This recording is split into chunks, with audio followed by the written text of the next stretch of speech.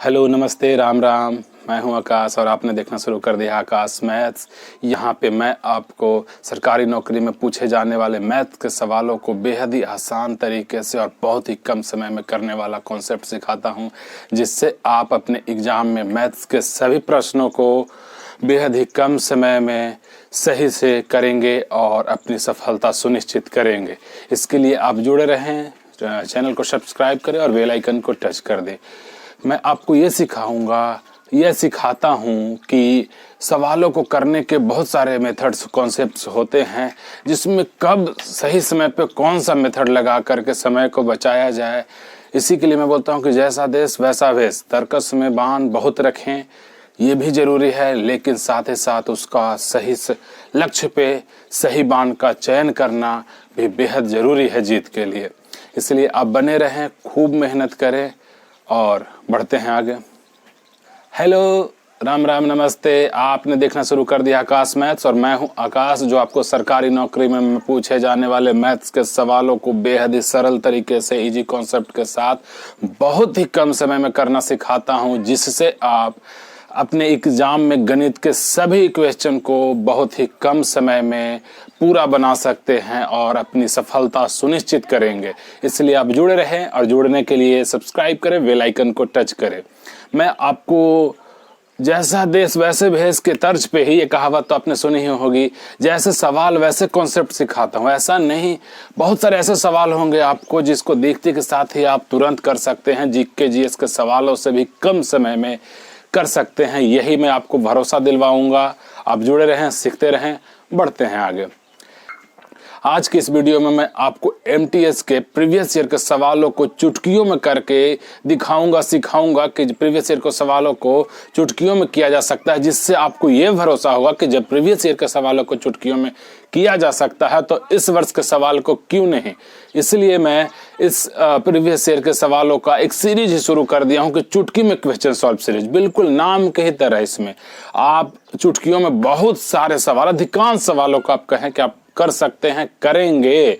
तो आप जुड़े रहिए और ये जो बम्पर वैकेंसी आई है एमटीएस हवलदार के रूप में, इसको जाने नहीं देना है, इसमें झंडा गाड़ देना है।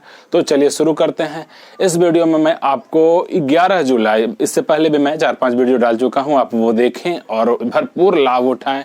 इस वीडियो में 11 जुलाई के सवालों को, जिसमें नंबर सिस्टम और उसके आसपास के टॉपिक जैसे age alligation, mixture alligation, ratio proportion, LCM, HCF, ऐसे टॉपिक्स जिसमें नंबर्स का बेहद इंपॉर्टेंस होता है सॉल्यूशन में, वो मैं पहले करवा रहा हूँ। उसके बाद परसेंटेज का जिसमें यूज होता है वो करवाऊंगा और फिर एडवांस के सारे सवालों को करवाऊंगा। आप बस बने रहिए, बढ़ते हैं आगे, शुरू करते हैं। तो इस वीडियो के पहले प्रश्न को हम सॉल्व करना सीखते हैं। यही 11 जुलाई के पहले शिफ्ट में पूछा गया था। क्वेश्चन को पढ़ते हैं और बातें धीरे धीरे होती रहेगी। आज शुरुआत करते हैं कि निम्न में से वह कौन सबसे बड़ी संख्या है जिससे 342 तथा 480 को विभाजित करने पर शेष फल क्रमशः 6 और 4 बचते हैं। इसे कैसे करते हैं? ये 14, 7, 4, 28 आपको देखने से, जैसे ये आपको भी प्रैक्टिस करते करते ऐसा हो जाएगा कि ये देखने से ही पता चल रहा है कि सारे एक संख्याओं के फैक्टर हैं। वो जैसे आप देखो 7 है, 4 है, 4 है, 28 है, 14 है। ठीक है, हम करते हैं, वो समझते रहेंगे, बहुत कुछ सीखते रहेंगे और चुटकियों में ही सवालों को करते रहेंगे। तो इसमें करना क्या होता है, जैसे आप अभी ये भूल जाइए कि इसमें शेष भी 6 या 4 बच रहा है। आप ये भूल जाइए और ये समझिए कि वह सबसे बड़ी, ऐसे सवालों को आपने देखा होगा अगर आप पहले से गणित में या इस फील्ड में हैं तो, और अगर आपने शुरुआत किया है तब तो और आप ध्यान से देखें कि जब भी ऐसे रहता कि निम्न में से सबसे बड़ी कौन सी संख्या है जिससे 342 और 480 को विभाजित करने पर शेषफल नहीं बनते या विभाजित हो जाते हैं। इसमें शेषफल है तो दोनों को सॉल्व करने का एक ही तरीका है। ये एचसीएफ के सवालों को लिखने का दूसरा पैटर्न है, तरीका है। इसमें कुछ नहीं, बस एचसीएफ निकालना होता है। तो एचसीएफ हम कैसे निकाल लेंगे, उसका शानदार तरीका देखते हैं कि ये यहाँ जो कह रहा है उसके हिसाब से 342 है और ये 480 है। इसमें से जो भाग देने पे शेष 6 बचता है और इसमें से माइनस का ये है 4 बचता है।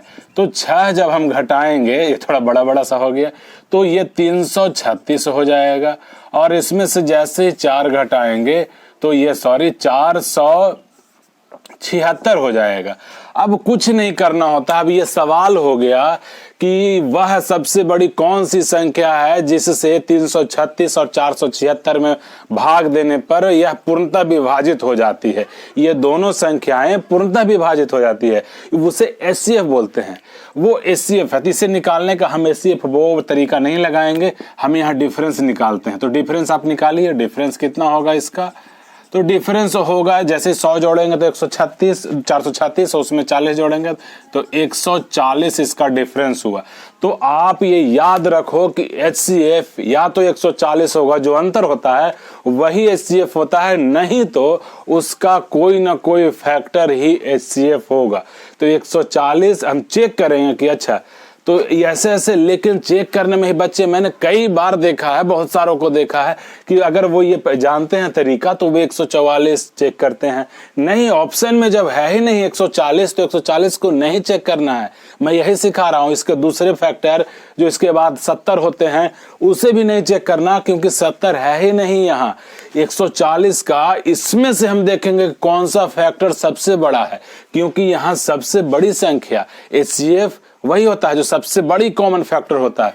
तो 140 का कौन सा सबसे बड़ा फैक्टर है, तो 140 के सारे फैक्टर हैं, इसमें सबसे बड़ा 28 है। तो हम 28 का चेक करेंगे और समय बर्बाद नहीं करेंगे कि 140 से भाग पड़ रहा है, उसके बाद ये विभाजित हो रहा है कि नहीं, सॉरी ये दोनों, फिर 70 से हो रहा है कि नहीं, नहीं चेक करेंगे। हम सबसे बड़ी जो इसके फैक्टर, जो ऑप्शन में सबसे बड़ी फैक्टर होगा उससे चेक करेंगे 28 से। 28 से जैसे हम चेक करेंगे कि अच्छा 28 एकम 28 तो 5 उतरा, 28 दूनी 56, ये पूर्णतः विभाजित हो रहा है 28 से। फिर 28 से इसमें हम देखेंगे कि 28 एकम 28 तो 28 में 19 बचा 47 में से, फिर 196 हो जाएगा। तो 28 सते 196, यानी कि इसका आंसर 28 होगा। आपको मैं समझाने के लिए इतना समय दे रहा हूं, जब आपको ये पता चल जाएगा तो यही आप चेक कर देंगे, अच्छा ये 336 आ रहा है। एग्जाम में या जब भी आप ऐसा, जब आपको कॉन्फिडेंस बढ़ जाएगा तो 336 है और 476 यानी 140 का अंतर आ रहा है, इसमें से देखा आपने तो देखा तो अच्छा 28 है, तो 28 से भाग देकर देखेंगे सही है, टिक करेंगे। इतने कम समय ही लगेंगे। बढ़ते हैं अगले प्रश्न की तरफ। अब हम लोग दूसरे प्रश्न को करते हैं, बेहद ही कम समय में इसे भी करेंगे। हाँ, मैं बार बार बोल रहा हूं कि आप ध्यान रखना कि एमटीएस में कुछ एक ऐसे प्रश्न होते हैं जो समय लेते हैं, बाकी तो वो एकदम तुक्का, मतलब तुक्का जैसे लोग लगाते हैं ना, जिसके जिसमें याद होता है तो एकदम तुरंत वैसे ही आपका मैथ्स के सवाल को करेंगे। प्रश्न है कि 6 पुरुषों और कुछ महिलाओं के एक परिवार में प्रति व्यक्ति अनाज की औसत मासिक खपत 14.4 kg है। यदि पुरुषों के मामले में प्रति व्यक्ति औसत मासिक खपत 20 kg और महिलाओं के मामले में 6 kg है, तो परिवार में महिलाओं की संख्या ज्ञात करें। तो अब आप ऐसे देखो, बहुत सारे लोग ऐसे करते हैं, 6 पुरुष है, महिलाओं की संख्या XYZ कुछ मान लिया, टोटल का 6 + 1 से गुना करेंगे, वो टोटल निकालते हैं। पुरुष का पता है कि 6 है और 20 kg है, यानी 120 kg पुरुष खाएंगे, ऐसे वैसे करते हैं। हम वो नहीं करेंगे, हम इसे ऐसे करेंगे, हम ये ध्यान दें आपकी पुरुष जो खा रहा है, पुरुष जो अनाज की खपत पुरुषों की जितनी है औसत और महिलाओं की औसत है, यही औसत को वो मिक्स कर रहा है, तो परिवार की औसत आ रहा है, परिवार की औसत आ रहा है। तो हम इसे एलिगेशन से बनाते हैं। वो कैसे करते हैं कि अच्छा जो जो मिला करके, मतलब पुरुषों की औसत खपत और महिलाओं की औसत खपत, तो पुरुषों की औसत खपत 20 kg है और महिलाओं के मामले में 6 kg है। महिलाओं मतलब ये डाइटिंग कर रही है महिलाएं, इसलिए कम खा रही हैं, तो ये 6 है। इसी को मिला करके एलिगेशन में ऐसे लिखने का वो तरीका होता है, हम मिला रहे हैं तो ये औसत जो है बन के वो तैयार हो रहा है 14.4 kg। इसके अंतर को हमेशा ये 1 से छोटा और 1 से बड़ा होता है, ये बीच वाला, क्योंकि ये मिला करके बना है। तो इसके अंतर को यहाँ लिखते हैं। तो कितना अंतर होगा, तो 15 ये रहता तो 5, तो ये 5.6 हुआ। और ये जब अंतर होगा तो हम 14.4 में से 6 घटाएंगे तो ये 8.4 होगा। ये आया अंतर। अब इसे हम निकालेंगे तो 28 दूनी 56 और 28 तिया यानी 3:2। ये क्या निकला, ये निकला कि परिवार में या समूह में महिला पुरुष हैं, ये पुरुष और ये महिला हैं, तो इनकी संख्या का ये अनुपात निकला कि परिवार में 3:2 के अनुपात में ये दोनों हैं। और इसका दिया हुआ है कि पुरुष जो हैं ये 3 ही, जो रेशियो में 3 हैं, एक्चुअल में ये 6 के बराबर है। यानी 3 में 2 से गुना होने पे ये 6 बन रहे हैं, एक्चुअल मान निकल रहा है। तो महिलाओं का एक्चुअल मान 2 में 2 से गुना करेंगे, 3 दूनी 6, तो 2 दूनी 4। अब 4 आपको कहाँ दिख रहा है? यहाँ दिख रहा है। इसे टिक करेंगे और अगले प्रश्न की तरफ बढ़ेंगे। अब हम लोग तीसरे प्रश्न को सॉल्व करते हैं। ये प्रश्न देख करके मतलब मुझे हंसी आई, मतलब मुस्कुराहट ये वाली, कि जो मैंने औसत के जो कॉन्सेप्ट बताए हैं उसी पे लगभग ये प्रश्न दे दिया है। तो आप इसे एकदम चुटकियों में कैसे करेंगे, मैंने ये कॉन्सेप्ट सिखा दिया है पिछले वीडियो में, कई वीडियो में आप देख ले, सीख ले। इसमें अप्लाई करता हूँ। एक कक्षा की 8 लड़कियों की औसत आयु y वर्ष है, y+3, y-6, y+15, y+8 और y+6 आयु वाली 5 नई लड़कियां कक्षा में शामिल होती है। अब कक्षा की लड़कियों की औसत आयु कितनी है? मैं वही बोल रहा हूँ बार बार ये कि सबका अगर ये नई 5 जो y, इसका भी y होता तो औसत में कोई चेंज नहीं आता, औसत नया औसत भी y रह जाता। लेकिन औसत में चेंज आएगा क्योंकि y से कुछ कम तो कुछ ज्यादा लेकर के आ रहे हैं। तो हम सिर्फ उसी को मेंशन करते हैं कि वो कम और ज्यादा कितना आ रहा है। 3 -6 +15 औसत से ज्यादा, तो इसमें वो खुद से दे दिया है 15, ये 8 और ये +6। और ये इसके आने से पूरे आपको मतलब जैसे बोलते हैं ना कि मछली में एक तालाब का सड़ा मछली से मतलब सबको सड़ा करता है, गंदा कर देता है, वही होता है इसमें कि ये जब आएंगे नए तो इसका प्रभाव पूरे वर्ग के औसत पे पड़ता है। यानी कि पूरे वर्ग का औसत क्या होगा कि पहले से 8 लड़कियां हैं और 5 नहीं आई तो 13 पे असर पड़ेगा। कितना असर पड़ेगा? तो ये तो पहले ही काट देते हैं हम। 15, 3, 18, 8, 26 यानी कि 2। ये जो आया इसी से औसत बढ़ जाएगा। ये पॉजिटिव आएगा तो बढ़ेगा, नेगेटिव आएगा तो घटेगा, तो बढ़ करके y+2 हो जाएगा। इसे टिक करेंगे। ये भी मैं समझाने के लिए इतना कहना है, तो बस अब से कैसे करना है? अच्छा y से, तो y से औसत से कितना ज्यादा ला रहा है? 3, 6 यानी -3, 15 जोड़ा यानी 12, 12, 8, 20, 20, 6, 26, 26 पूरा का पूरा 8 और 5 13 में बटेगा, सब पे असर करेगा। 13 से भाग देंगे 2 यानी y+2। ऐसे आप करेंगे, आज के बाद से आपका भी कॉन्फिडेंस बढ़ेगा। बढ़ते हैं अगले प्रश्न की तरफ। प्रश्न को करते हैं, चौथे प्रश्न को। तीसरा प्रश्न का भी लैंग्वेज बड़ा सा था, वो बड़ा लिखते हैं डराने के लिए और हो जाता है चुटकियों में बनता है। इसे भी हम चुटकियों में ही बनाएंगे, ऐसे वैसे देख करके डरना नहीं है। अक्सर लोग, कई बार मैं देखा कि वोट वाले सवालों में बच्चों को कंफ्यूजन होता है, तो कंफ्यूज नहीं होना है। क्वेश्चन है कि 2 उम्मीदवारों ने चुनाव लड़ा, विजयी उम्मीदवार को वैध मतों के 52% मत प्राप्त हुए और वह 360 मतों के अंतर से जीत गया। यदि 10% मतों को अवैध घोषित किया गया है तो डाले गए कुल मत कितने थे? तो अब इसे हम निकालते हैं। 2 उम्मीदवार लड़े थे, एक को 52% वोट मिला तो दूसरे को वैध मतों का, तो जितना वैध मत हुआ उसका 52%। अगर एक उम्मीदवार को जीतने वाले को मिला तो हारने वाले को कितना मिलेगा? 48%। तभी तो दोनों मिलकर के 100% होंगे। वैध मत अपने आप में जो 100% होगा, वैध मतों का 42 मिला जीतने वाले को तो 48 मिला हारने वाले को। तो दोनों में जीत का अंतर कितने का हुआ? दोनों में जीत का अंतर 4% का है। परसेंट में बोलेंगे तो, और नंबर में बोलेंगे तो 360 मतों के अंतर से जीता। यानी हम इसे कैसे लिखते हैं आप इसे ध्यान से सीखेंगे। ये 360 है, 360 है, तो ये है जो एक्चुअल नंबर में है। परसेंटेज में ये फिगर क्या हो रहा है कि 4% के बराबर है, क्योंकि 52 मिला वैध मतों का तो अगले को वैध मतों का 48 मिला, तो 48 4 52। तो इस 4 को हम नीचे लिखते हैं, इसी 4 को हम नीचे लिखेंगे। अब क्या करना है? अब करना है कि जब ये निकला तो हम वैध मत निकालेंगे कि वैध मत का जो ये 4% वैध मतों में अभी तक हम खेल रहे हैं, तो 100% निकालेंगे वैध मतों का, तो यहां हम 100 से गुना कर देंगे। समझे क्या मैं बोला? कि 360 जो है अंतर यहाँ है, तो हम परसेंटेज में अंतर निकाले कि एक को 52 मिला तो एक को 48 मिलेगा। 48 यानी दोनों के बीच का जीत का अंतर 4% है, वो 4% 360 के बराबर है।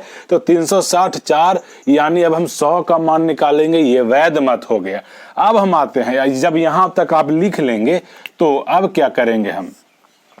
कि वैध मत क्या है कि यदि 10% मतों को अवैध घोषित किया गया, यानी वैध मत जो है अपने आप में वो 90% है, टोटल वोट का 90% है जो वैध मत है, टोटल वोटों का 90% वैध है और 10% अवैध है। तो ये क्या निकला, ये वैध मत निकला जो क्या है कि 90% है। तो इससे हम 90 से भाग देते हैं। अब जो 100 निकालेंगे 100%, ये टोटल वोट होगा। तो 9 चौके 36, ये कटा और 10,000 को हम टिक करेंगे। 10,000 आंसर। ये सीखने में समय दे देना है, उसके बाद तो ये चुटकियों में होगा। पांचवें प्रश्न को सॉल्व करते हैं। इसका लैंग्वेज मतलब लगातार ये जिस शिफ्ट में है 11 जुलाई वाले में, तो पहले शिफ्ट में तो बच्चे को बेचारे को तो पढ़ने में ही समय ये हो जाता होगा। चलिए पढ़ते हैं। जब वो लिख रहा है कि आप समय बर्बाद करो तो इसमें भले समय लग जाए, बनाने में समय नहीं देना है।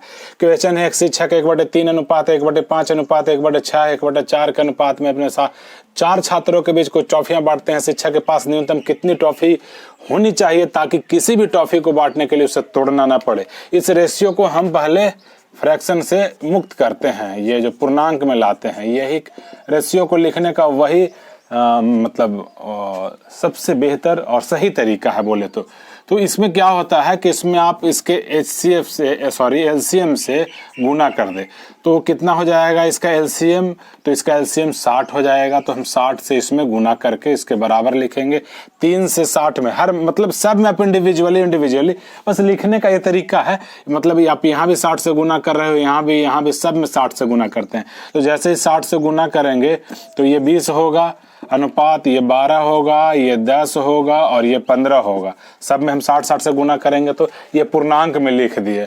और सबसे जब भी मिनिमम की बात करें तो इसी को हम जोड़ेंगे, वही मिनिमम के बराबर होगा। 5 2 7 5 2 मतलब 20 10 30 10 40 10 50 और 2 ये 57 को हम टिक करेंगे और आगे बढ़ेंगे। बस इसको ये मुक्त करना है। न्यूनतम की जब भी बात करें तो सबसे मिनिमम वैल्यू यही होता है रेशियो का। किसी भी संख्या को आप रेशियो बनाते हैं तो उसका सबसे मिनिमम सिंपलेस्ट फॉर्म में लाते हैं, एचसीएफ को निकाल देते हैं उसमें से और वो बचता है। तो जब मिनिमम की बात करें तो बस जोड़ करके लिख देना है। बढ़ते हैं हम आगे।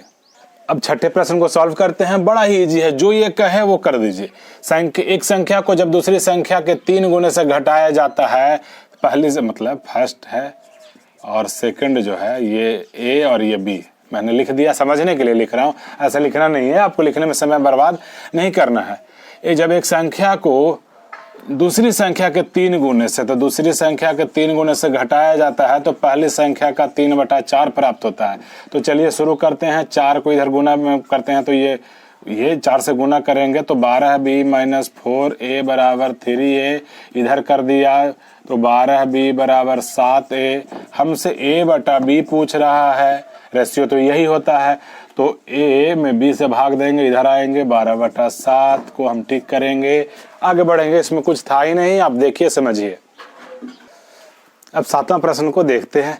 जैसे मैं ये सोच रहा था कि मैं इसे क्यों करवाऊं, तो बड़ा इजी है, लेकिन फिर ये सोच करके करवा रहा हूं कि इसमें एक कॉन्सेप्ट है जो बता भी दूंगा साथ ही साथ। 10 संख्याओं का औसत 24 है। यदि प्रत्येक संख्या को 2 से विभाजित कर दिया जाए तो औसत क्या होगा, तो औसत भी 2 से विभाजित हो जाएगा, यानी 12 हो जाएगा। इसका क्या होता है कि ये मेरिट है और प्रॉपर्टीज है औसत का कि यदि प्रत्येक में जो करते हैं यूनिफॉर्म तरीके से, वही औसत पे भी होता है। अगर यहाँ होता कि प्रत्येक में 2 जोड़ दिया जाए तो औसत में भी जुड़ जाएगा। प्रत्येक में 2 से भाग दे दिया जाए तो औसत में भी 2 से भाग, प्रत्येक को 2 से घटा दिया जाए प्रत्येक में तो 2 से औसत को भी घटा देंगे। ये आपको ध्यान रखना है, नोट कर लेना है। बढ़ते हैं 8वें प्रश्न को करते हैं। इसे मैं सोच रहा था कि क्यों करवाऊं, बड़ा इजी है, लेकिन इसमें भी कॉन्सेप्ट है तो इसे करवा ही देता हूं। प्रश्न है कि एक मिश्रण में पानी और दूध का अनुपात 2:3 है। इस मिश्रण के 20 kg में कितना पानी और मिलाया जाए कि नए मिश्रण में पानी और दूध का अनुपात 1:1 हो जाए। तो इसे कैसे करते हैं, ये वाटर हो गया और ये मिल्क है, ये 2:3 में है। अनुपात जो टोटल मान दिया हुआ है कि 20 किलो, इस मिश्रण के 20 किलो में क्या मिलाना है, तो इस मिश्रण के अनुपात को ही हम जोड़ देते हैं। इसको बनाने का यही तरीका है, पिछले कई वीडियोज में मैं सिखा चुका हूं, फिर भी बोल रहा हूं कि इसको ऐड कर देते हैं। ये 5 और यही जो 5 का मान है यही 20 किलो के बराबर है एक्चुअल में, ओरिजिनल में। तो 5 20 के बराबर है, यानी 4 गुना है। तो ये कितने के बराबर हो जाएगा, ये 12 kg के बराबर हो जाएगा। और ये कितने के बराबर हो जाएगा, ये 8, मतलब 20 में 12 किलो पानी है, सॉरी 20 में 8 किलो पानी और 12 किलो दूध है। अब ये पूछ रहा है कि इसमें कितना पानी और मिला दिया जाए कि मिश्रण का में दूध और पानी का अनुपात 1:1, मतलब बराबर बराबर हो जाए।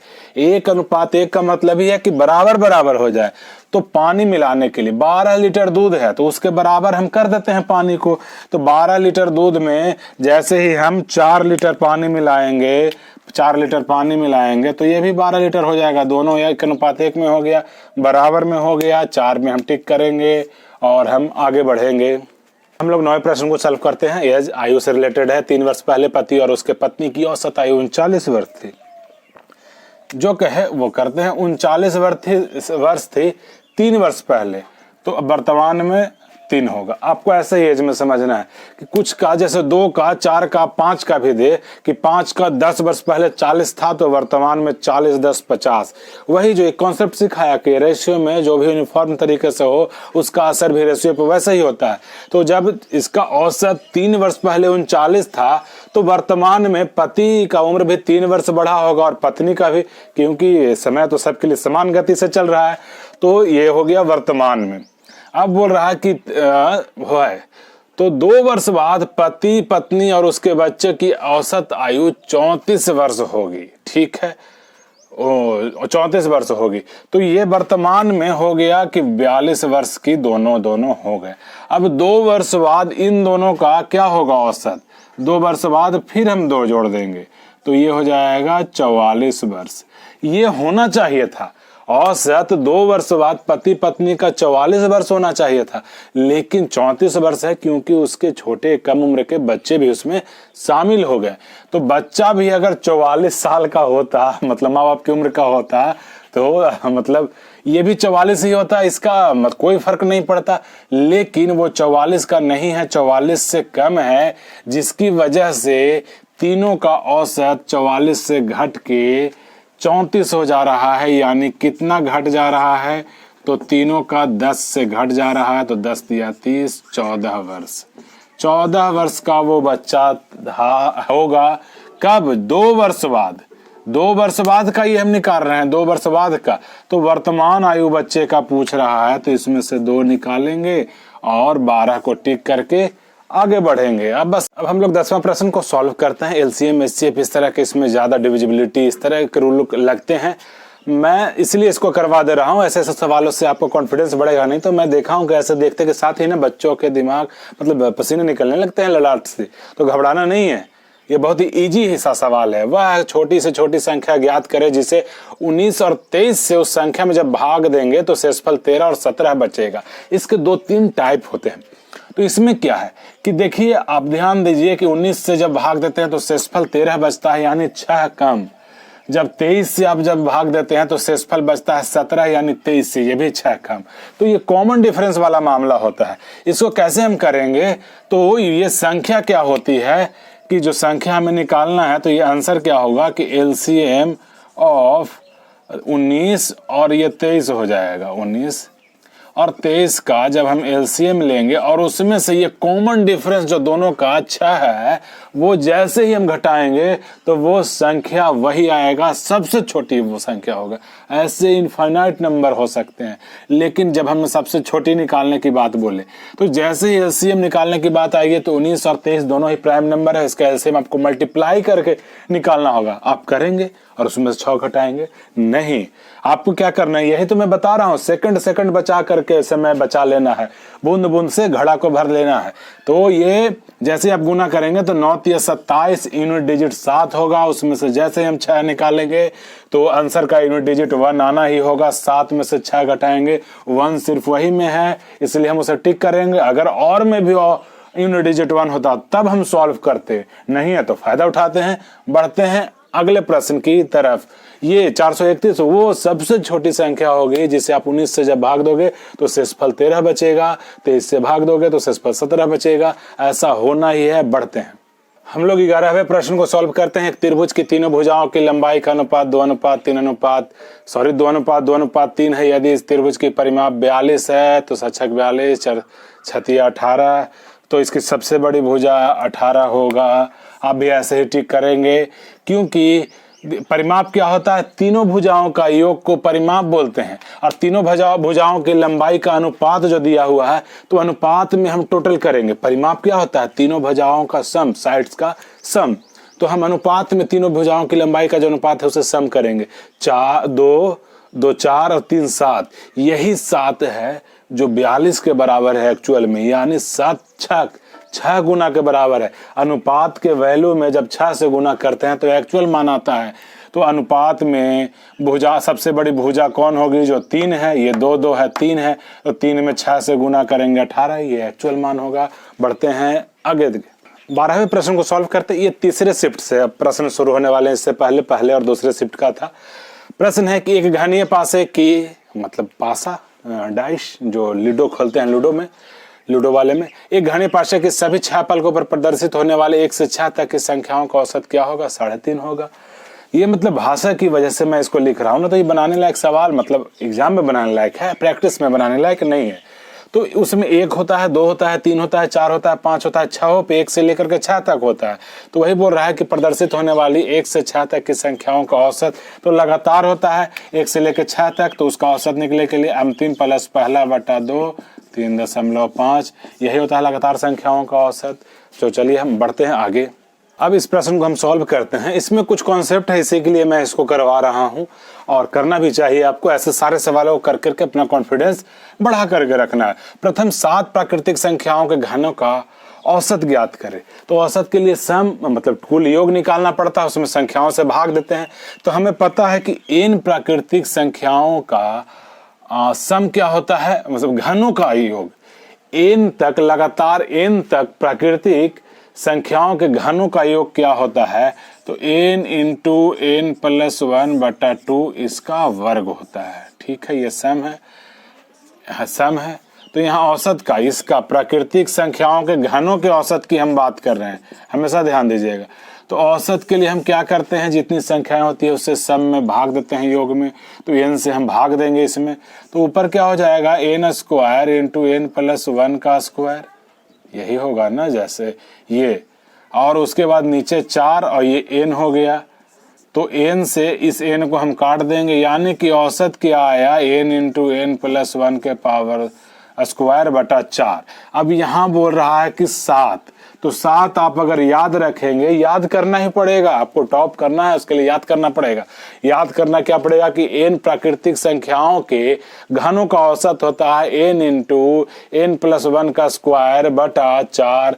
तो यहाँ 7 है तो 7 लिखेंगे, और 8 गुने 8 लिखेंगे, 4 से भाग देंगे, 4 दूनी 8 7 56 दूनी 112 को टिक करेंगे और आगे बढ़ेंगे। हम 14वें प्रश्न को सॉल्व करते हैं। अब इसे चेक करने से बेहतर है कि हम एक्चुअल जो रियल होगा इसका औसत वही निकाल देते हैं। क्यों? क्योंकि मैंने आपको पिछले वीडियोज में ऐसा सिखाया है कि जब 2 संख्याओं का अंतर और योग दे तो बड़ी संख्या क्या होती है, बड़ी संख्या होती है। योग और अंतर के योग में जब आप 2 से भाग देंगे तो बड़ी संख्या आएगा, ये 60 और ये 12 यानी 72 72। और छोटी संख्या को जब अंतर को भाग देंगे कि 120 माइनस 24/2 को, यानी योग और अंतर को जोड़ करके 2 से भाग देंगे तो बड़ी संख्या। योग में से अंतर को घटा करके जब 2 से भाग देंगे तो छोटी संख्या। 60 में से जैसे ही बाहर रह जाएगा तो 48। इन दोनों का अनुपात पूछ रहा है, तो 24 तिया 72 और 24 दूनी 48, यही होगा 3:2 इसका अनुपात। देखिए, समझिए, बढ़िए, आगे बढ़ते हैं। हम 15वें प्रश्न को सॉल्व करते हैं। इससे पहले इस तरह का एक सवाल था जिसमें मैं बताया कि भाग देने वाला, भाजक और शेष में जो कॉमन डिफरेंस होता है, और इस बार एक ही डिफरेंस, मतलब शेष आता है सब में। जैसे वो कौन सबसे छोटी संख्या होगी जिसे 18, 24 तथा 36 से विभाजित करने पर प्रत्येक स्थिति में शेषफल 3 आ रहा है। उस वक्त कॉमन डिफरेंस था, इस बार कॉमन रिमाइंडर है, शेष है। तो इसके लिए हम क्या करते हैं कि वो संख्या क्या होगी, मैं बोला था कि 2-3 टाइप है, धीरे धीरे आपका सब हो जाएगा, घबराना नहीं है। तो वो संख्या क्या होगी, यहाँ आंसर सबसे छोटी की बात कर रहा है, तो वो एलसीएम में हम 3 जोड़ देंगे। उस बार क्या था कि जो कॉमन डिफरेंस था वो घटाते थे। इस बार क्या हो कि कॉमन रिमाइंडर हो तो वो ऐड कर देते हैं। तो 18, 24 और 36 का एलसीएम कितना होगा? तो 72 होगा। और 72 में जैसे ही हम 3 जोड़ेंगे 75 को टिक करके दौड़ते हुए भागेंगे अगले प्रश्न की तरफ। अब 16वें प्रश्न को सॉल्व करते हैं। ये करने लायक प्रश्न तो नहीं है प्रैक्टिस में, लेकिन घर पे करना है कॉन्फिडेंस बढ़ाने के लिए। और समय कैसे इसमें बचाएंगे वो ये है कि ABC का अनुपात दिया है तो 2A 3B और 7C 7C का अनुपात ज्ञात करेंगे। तो जैसे ही A का वैल्यू 2 है, 2 दूनी 4 करेंगे, यहाँ 4 आएगा, 4 सिर्फ इसमें है। आगे करके समय नहीं बर्बाद करना है। बस इसी के लिए मैं ये लिखने में इतना समय लगाया कि आपको इतना भरोसा अपने आप पे करना पड़ेगा। जैसे सिर्फ वो 4 इसी में है, अगर कहीं और होता तो हम जरूर कुछ ना कुछ चेक करते, या 4 का फैक्टर 2 होता तब हम चेक करते। ऐसा कुछ नहीं दिख रहा, तो बस हम आगे निकाल करके समय बर्बाद नहीं करेंगे। अब आज की वीडियो में यहीं तक, और हम मिलेंगे अगले वीडियो में। यहाँ तक हमने 11 जुलाई 2022 को हुए तीनों शिफ्टों के नंबर सिस्टम और उसके आसपास के टॉपिक्स के सवालों को बड़े ही शानदार ढंग से किया। आप सीखिए, एंजॉय कीजिए, मेहनत कीजिए। इस बार अच्छा अपॉर्चुनिटी है, नहीं जाने देना है, सफलता के झंडे गाड़ देना है। मिलते हैं अगले वीडियो में, तब तक के लिए आपका धन्यवाद।